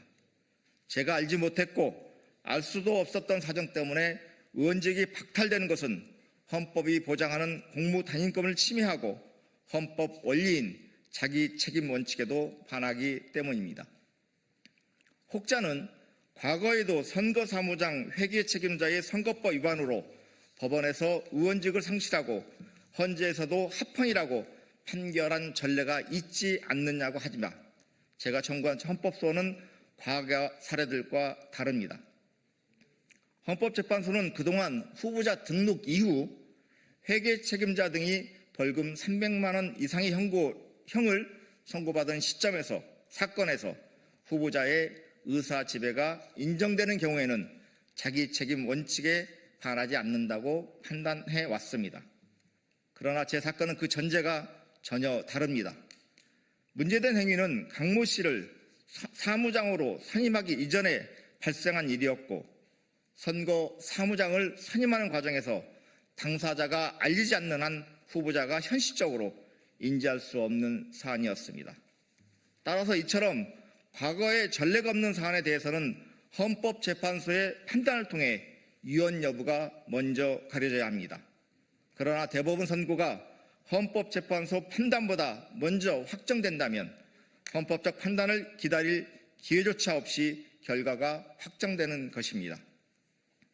나아가 대법원 확정 판결 후 사후적으로 위헌 결정이 내려진다면 재심을 통해 의원직 상실 효력이 번복되는 과정에서 한 지역구에 2명의 국회의원이 존재하게 되는 법리적 모순과 초유의 정치적 혼란이 발생할 수도 있습니다. 또 하나 이 사건은 증거 수집 절차와 증거 능력 그리고 법리 적용을 둘러싸고 중대한 다툼이 있는 사안입니다. 대법원에서 이러한 쟁점이 면밀히 검토되지 않고 항소심과 같은 판결이 나온다면 이는 조희대 사법부가 한 사람의 공무단임권과 유권자의 선택을 사실상 무너뜨리는 사법살인을 저지른 것과 같습니다. 아울러 쟁점에 대한 심도 깊은 검토와 판결을 위해서도 선고는 연기되어야 합니다. 조희대 사법부는 과거 이재명 대통령께서 대통령 후보된 시절 이례적으로 빠른 대법원 선고를 통해 사법살인을 시도한 바 있습니다. 그때 국민은 투표로 사법살인을 저지했고 민주주의를 지켰습니다. 그러나 여전히 사법부는 반성과 성찰은 보이지 않은 채 민주당 국회의원의 의원직 상실에 전력을 다하는 모습입니다. 이러한 작태는 민주당이 시정한 사법개혁에 대한 보복으로밖에 설명하기 어렵습니다. 내일 예정대로 저희 의원직 상실로 이어지는 선고가 이뤄지고 이후 헌재에서 공직선거법 제265조가 위헌이나 헌법 불합치 결정이 나온다면 민주당이 사법개혁의 일환으로 추진하는 재판 소원제도 도입에 대법원은 지금까지의 반대 입장을 철회하고 반드시 협조해야 할 것입니다. 동료 선후배 국회의원님들께도 당부드립니다. 제가 만약 이번 판결로 의원직을 잃게 된다면 국회의원이라는 기득권을 가진 저야 어쩔 수 없다 쳐도 대다수 국민의 사법피해 구제를 위한 재판 소원제도, 즉 사심제가 도입될 수 있도록 국회에서 꼭 법 개정을 실행해 주시기를 바랍니다.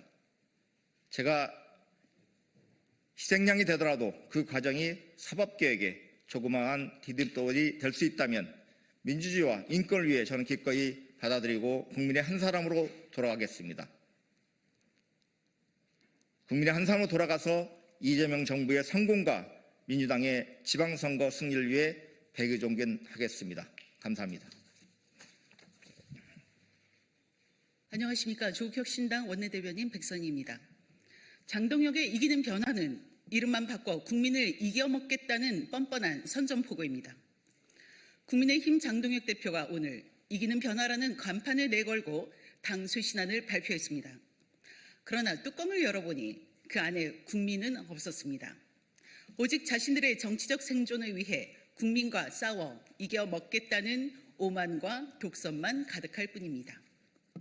장 대표는 지난 12월 3일에 비상계엄 사태를 두고 고작 상황에 맞지 않는 잘못된 수단이라고 표현했습니다. 헌정을 유린하고 총칼로 국민을 위협한 내란을 단순한 수단 선택의 오류쯤으로 축소시킨 것입니다. 내란을 내란이라 부르지 못하고 내란 세력에 대한 처벌 요구조차 없는 사과는 사과가 아니라 국민 기만이자 사과쇼에 불과합니다. 심지어 장 대표는 전 당원의 뜻을 물어 당명 개정을 추진하겠다고 밝혔습니다. 기가 찰 노릇입니다. 범죄자가 개명한다고 죄가 사라집니까? 내란에 동조하고 침묵했던 내란 정당이 이름만 바꾼다고 민주정당으로 둔갑할 수는 없습니다. 이는 국민의 눈을 속여 죄를 덮으려는 비겁한 간판가리 쇼이자 위장 폐업 재개업하려는 꼼수에 불과합니다. 무엇보다 그동안 우리 국민이 요구해온 윤석열 대통령과의 절연이 단 한 줄도 들어가지 않았습니다. 장 대표는 국민의힘 국회의원 전원이 대통령에게 해제를 건의했다며 공범이 아닌 척 발을 빼려 하지만 정작 그 비상계엄을 선포한 장본인에 대한 출당 조치 등 완전한 정치적 결별에 대한 언급은 없었습니다. 반성은 없고 투쟁심만 남았습니다.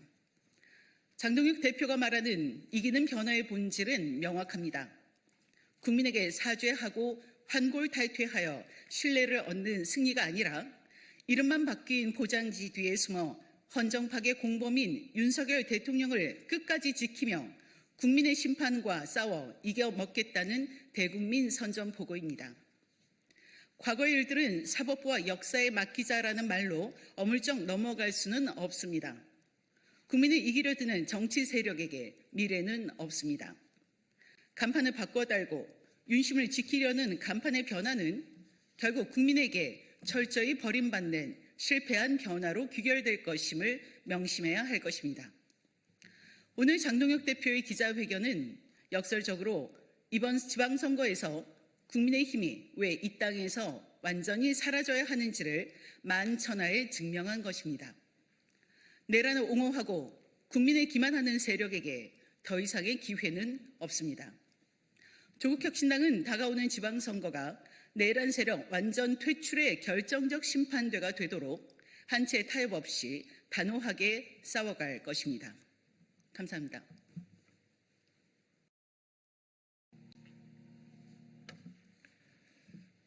진보당 서울시장 후보 이상규입니다.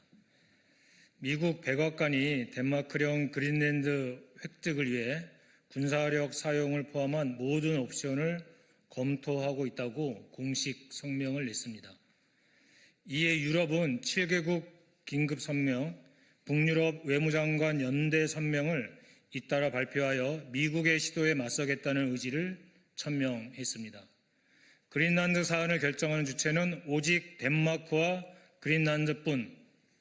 나토는 북극권이 우선순위임을 명확히 해왔고 북극권 안정과 적대 세력 억제를 위해 주둔군 활동 투자를 늘리고 있다. 이렇게 자체의 억지력 확보 군사 대응을 유럽은 분명히 했습니다. 점입가경, 베네수엘라 침공에 이어 유럽하고도 한판 붙을 기세입니다. 트럼프에 의해 세계 경제 질서, 안보 질서가 일거에 무너지고 동맹마저도 잡아먹는 약육 강탈의 시대가 도래하고 있습니다. 미국 군사력은 세계 최강인데 제조업 붕괴로 중산층은 무너졌습니다. 미국 금융산업은 세계 최강인데 무역 적자, 재정 적자의 늪에 빠져 셧다운을 반복하고 있습니다.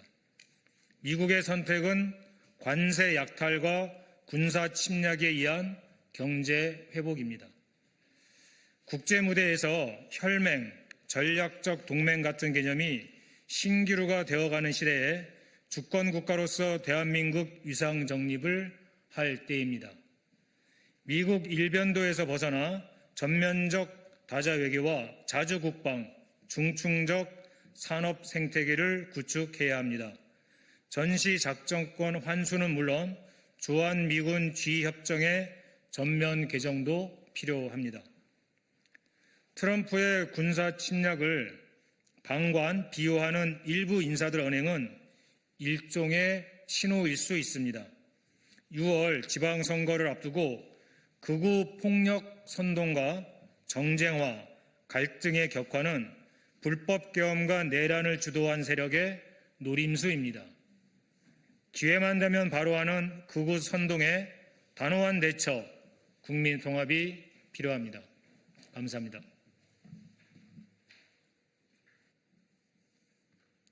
진보당 대변인 신면입니다. 브리핑을 시작하겠습니다.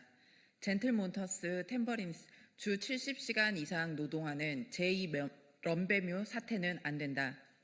젠틀모터스와 템버린스 등을 운영하는 글로벌 기업 II 컴바인드에서 일하는 디자이너들이 주 70시간을 초과하는 장시간 근로를 하고 있음을 제보가 보도되었습니다.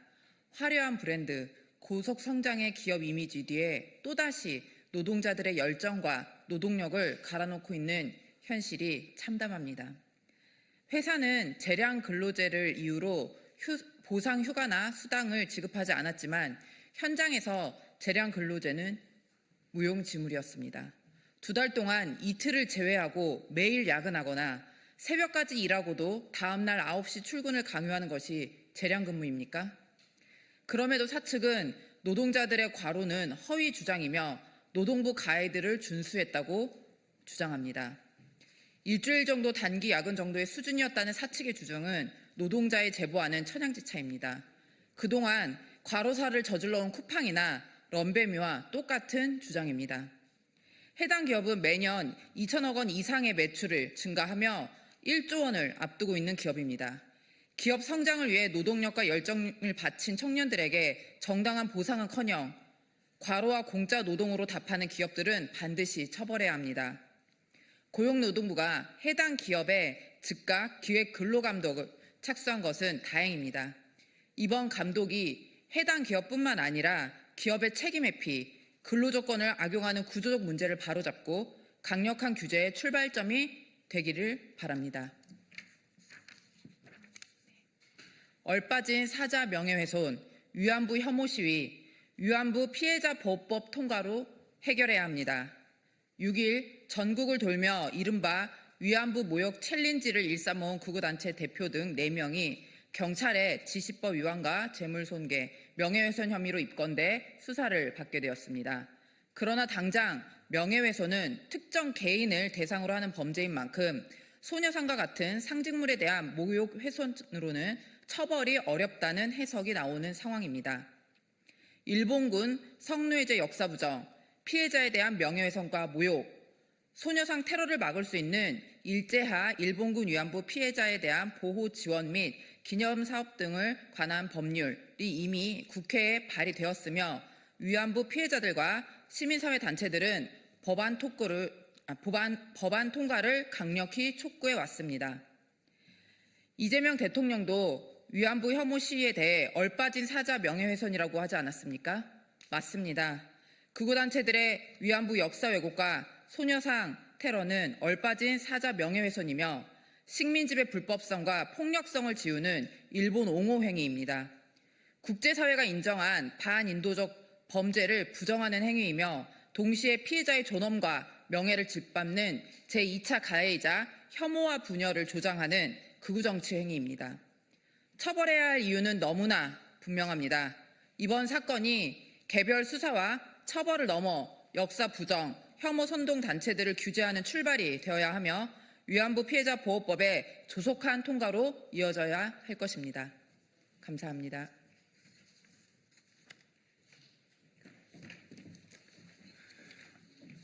네, 언론인 여러분, 국민 여러분, 지금부터 사회연대 경제기본법 제정 촉구를 위한 기자회견을 시작하도록 하겠습니다.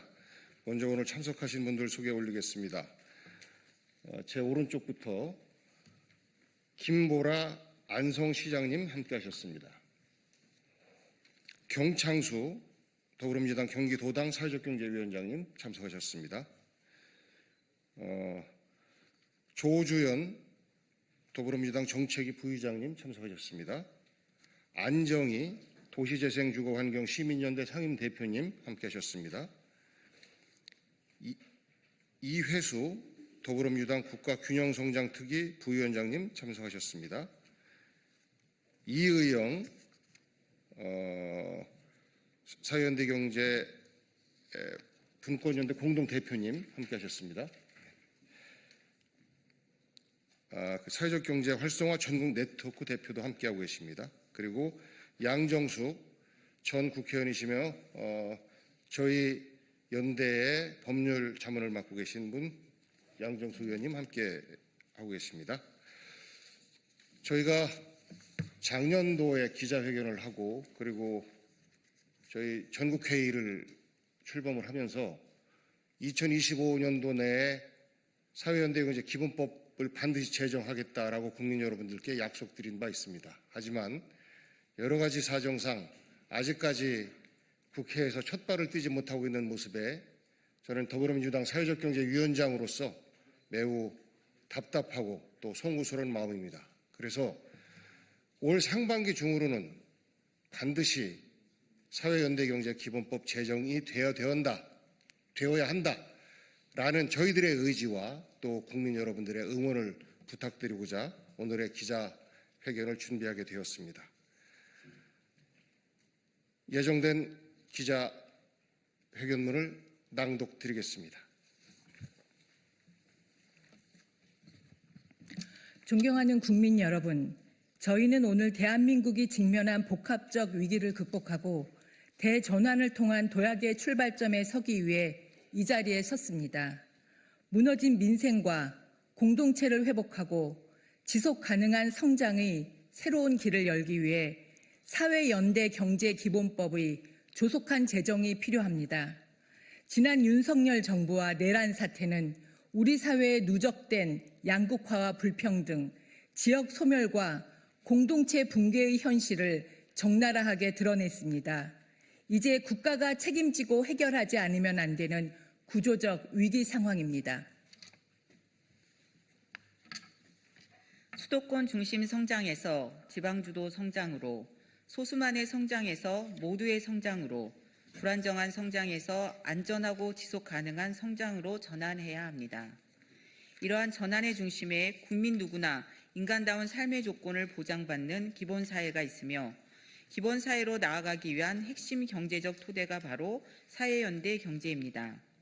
무한 경쟁과 이윤 중심의 경제를 넘어 협력과 연대, 공정한 분배를 통해 성장이 복지가 되고 복지가 다시 성장을 이끄는 선순환 구조를 만들어야 합니다. 돌봄과 안전, 지역 소멸, 재난 이후의 회복, 민생 위기의 해법은 중앙정부의 단기 처방만으로는 해결될 수 없습니다. 지역과 시민이 주체가 되어 참여하고 국가는 이를 제도로 뒷받침해야 합니다. 이재명 대통령은 25년 9월 42차 국무회의에서 사회연대경제 정책 통합을 주문했고 10월 행정안전부를 사회연대경제 주무부처로 결정했습니다. 11월에는 사회연대경제 성장 촉진을 위한 당정청 협의회가 열려 당과 정부, 청와대가 힘을 합쳐 사회연대경제 활성화를 위해 노력하기로 뜻을 모았습니다. 또한 이재명 대통령은 12월 16일 54차 국무회의에서도 양극화를 완화하려면 양적인 성장을 넘어 공정하고 지속 가능한 성장으로 정책 패러다임을 과감히 전환해야 한다며 정책과 함께 사회 구성원 간 연대 협력을 촉진하는 사회연대 경제 생태계가 중요하다고 말씀하셨습니다. 아울러 정부는 협동조합, 교육, 문화, 예술, 돌봄, 의료, 주거, 기후에너지 등 다양한 분야에 걸쳐 사회연대 경제 활성화 방안을 충분히 연구해달라고 주문했습니다.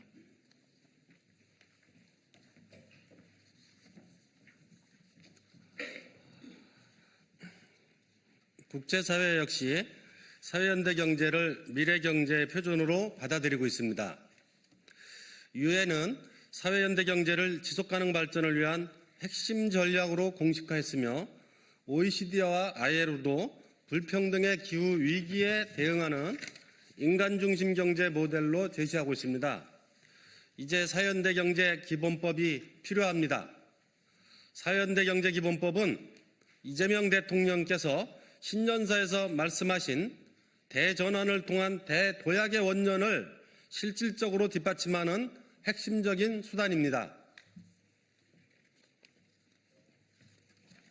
사회적 기업, 협동조합, 마을기업, 자활기업, 효졸벤처 등 지역에서 사회적 가치를 창출해온 주체들을 국가의 공식 정책 파트너로 인정하고 재정, 행정, 공공조달, 지역정책 전반에 체계적으로 지원할 수 있는 기본틀을 마련하는 법입니다.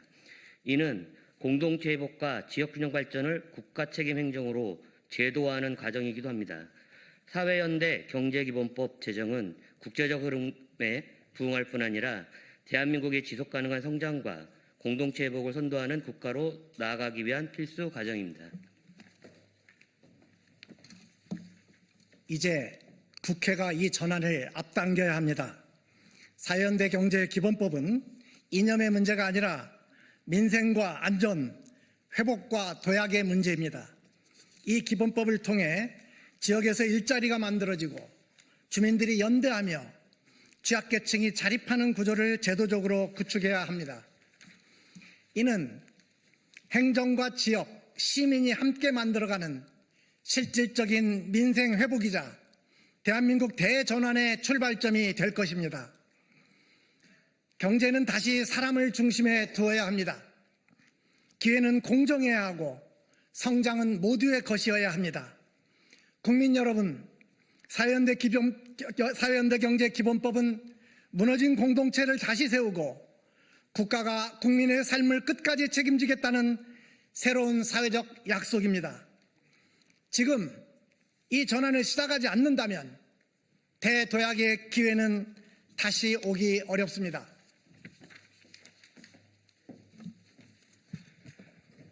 저희 입법추진단 국회의원들은 지난 2025년 사회연대경제 활동가와 전문가, 국민 여러분께 사회연대경제 기본법 연내 통과를 약속드렸지만 그 약속을 지키지 못했습니다.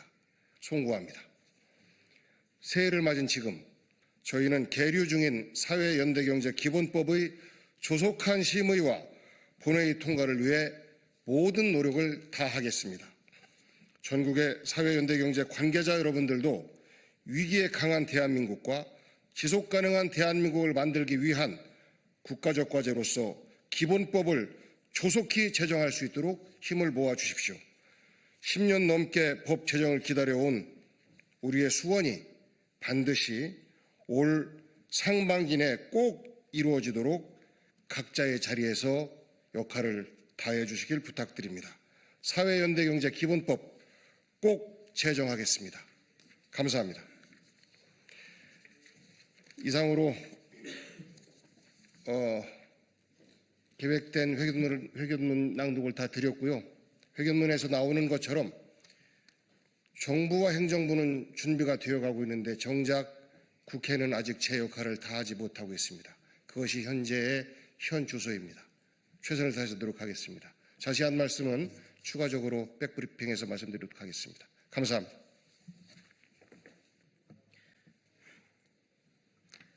안녕하십니까. 개혁신당 대변인 정이한입니다. 기자회견 시작하겠습니다. 지난 5일 월요일 전재수 의원이 저를 명예훼손으로 고소했습니다. 부산 북구에 게시된 현수막이 그 이유입니다. 현수막 내용은 통일교 의혹을 시민 앞에 이실직고하고 특검을 수용하라는 공직자로서 마땅히 감내해야 할 정당한 검증 요구였습니다.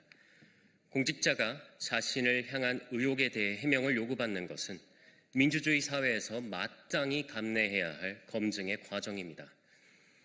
삼선 국회의원이자 전직 장관이 도대체 무엇이 그토록 두려워 이 당연한 과정을 사법적 단죄의 대상으로 삼으려 하는 것인지 그 작태에 깊은 유감을 표합니다.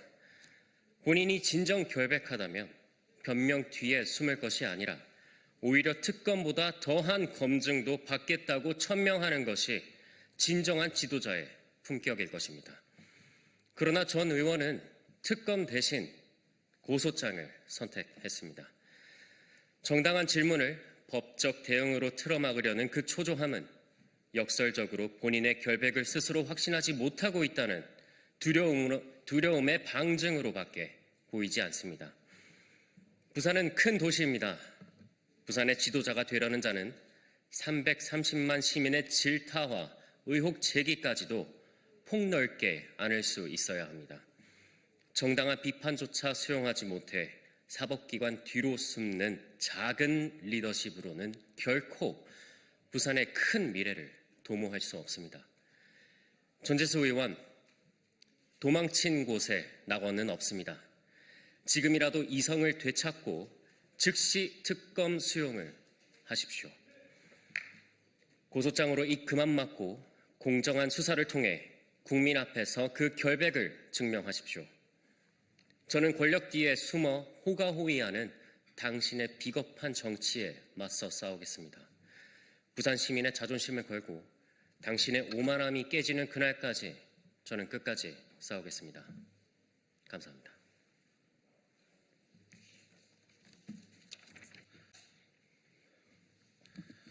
안녕하십니까. 더불어민주당 원내대변인 문금주입니다. 1월 7일 언론 브리핑하겠습니다. 장동혁 대표는 당명 세탁으로 내란 책임을 지우려는 것입니까? 장동혁 국민의힘 대표의 당명 개정 선언은 혁신이 아니라 노골적인 정치적 세탁 시도입니다. 국민의힘이 위기에 처한 이유는 간판이 낡아서가 아니라 12.3 불법 비상계엄이라는 헌정질서 파괴 사태 앞에서 끝내 책임을 외면하고 침묵해 왔기 때문입니다. 청년정당, 전문가 네트워크, 당원 중심 정당을 아무리 외쳐도 본질은 바뀌지 않습니다. 불법 비상계엄에 대해 과연 누가 어떤 책임을 졌습니까? 국민의힘은 지금까지 당 차원의 명확한 규정도 책임 세력과의 단절 선언도 그에 상응하는 정치적 조치도 단 한 번도 내놓지 않았습니다. 그럼에도 이제와 가장 먼저 꺼내든 카드가 당명 변경이라면 이는 혁신이 아니라 국민의 기억을 지우고 역사를 덮으려는 시도에 불과합니다. 책임은 회피한 채 외형부터 바꾸겠다는 발상 자체가 문제의 본질을 스스로 증명하고 있습니다. 장동혁 대표의 사과 역시 실망스럽기 그지없습니다. 상황에 맞지 않는 잘못된 수단이라는 표현은 헌정 질서 유린을 단순한 판단착오로 축소하는 언어적 기만입니다.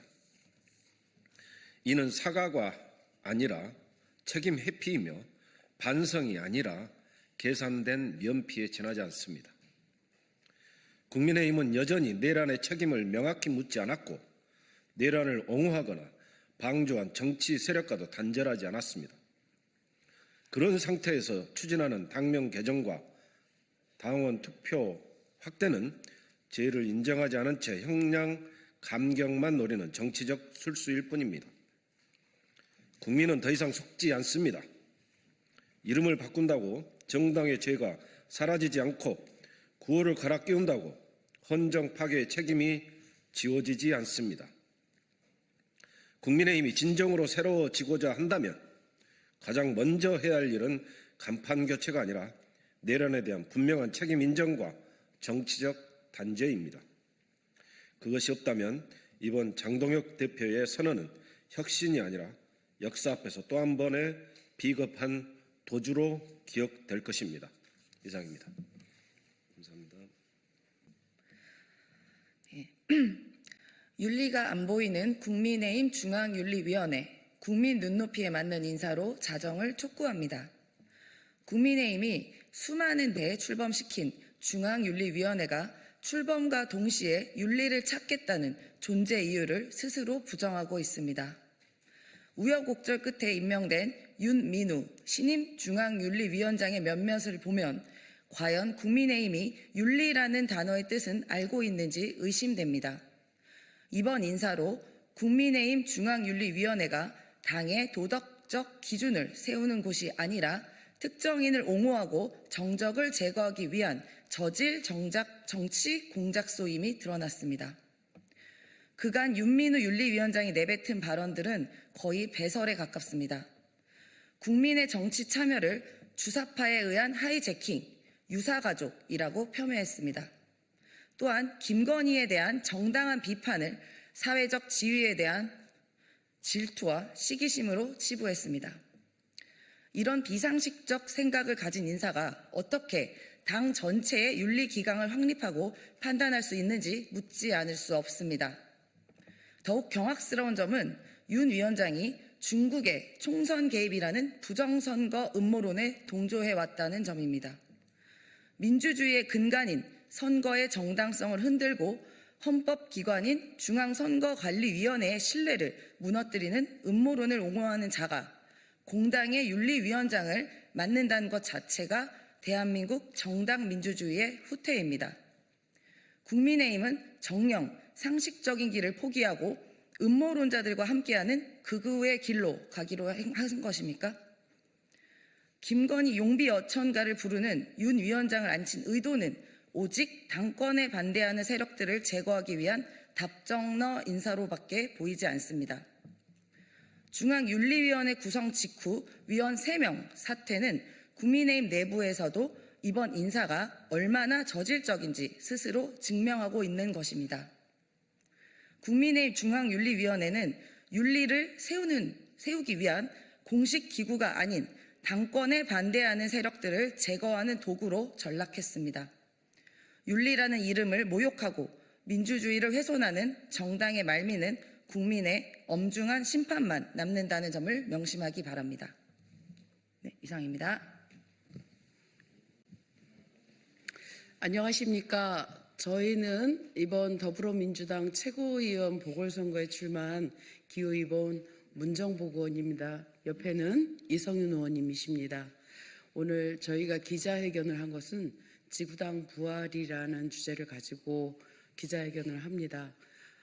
저는 원외위원장을 해봤어요. 원외위원장 해봤는데 그 기간이 제 정치 인생 중에서 가장 고달팠던 기간이기도 하거든요. 지금 저희 더불어민주당의 특히 전략지역의 원외위원장님들은 삼중고에 시달리고 계십니다. 그래서 사실은 돈 문제, 인력 문제, 그리고 지역에서의 냉대 문제 이런 삼중고에 시달리고 계셔서 이분들에게 어떻게 하면 정치를 하실 때 조금이라도 도움을 드릴 수 있을까, 그리고 대한민국의 정당 역사를 어떻게 발전시킬 수 있을까라는 고민 끝에 지금 지구당 부활법이 발의되어 있는 것은 있지만 추가로 이 시점을 통해서 저희가 발의를 함으로써 다시 한번 환기시키고 진행하겠다라는 제 의지를 담은 기자회견입니다. 성숙한 시민의 힘으로 정당의 토대를 바로 세웁시다. 기호 2번 문정복, 기호 4번 이성윤이 지구당 부활을 반드시 완수하겠습니다. 존경하는 국민 여러분, 그리고 사랑하는 더불어민주당 당원 동지 여러분, 더불어민주당 최고위원 후보 기호 2번 문정복, 기호 4번 저희 두 사람은 오늘 정치에서는 더는 미룰 수 없는 과제 지구당 부활을 말씀드리기에 함께 섰습니다. 조금 전 지구당 부활을 내용으로 하는 정당법, 정치자금법, 공직선거법을 발의했습니다. 지구당은 단순히 조직을 하나 더 만든다는 이야기가 아닙니다. 정당이 지역에서 국민을 만나고 당원의 목소리를 모으고 민원을 해결하고 정치 생활 속으로 끌어오는 가장 기본적인 통로입니다.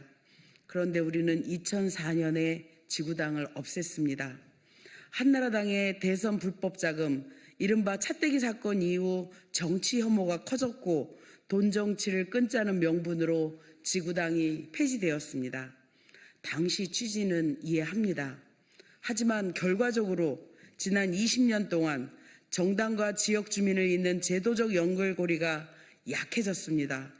풀뿌리 민주주의도 흔들렸습니다. 말 그대로 빈대 잡으려다 초가 삼간을 태운 격입니다. 이성윤입니다. 그래서 저희 문정목과 이성윤은 지구당 부활을 더 이상 미룰 수 없다고 봅니다. 이유는 5가지입니다. 첫째, 대한민국은 과거보다 훨씬 더 성숙해졌습니다. 우리는 12.3 내란 시도 같은 위기 상황에서도 시민의 힘으로 민주주의를 지켜냈습니다. 이제는 과거의 우려 때문에 민주주의 확장을 주저할 때가 아닙니다. 성숙한 시민사회에 걸맞는 제도를 갖추어야 합니다. 둘째, 지역 정치의 상식적인 소통의 길이 다시 열려야 합니다.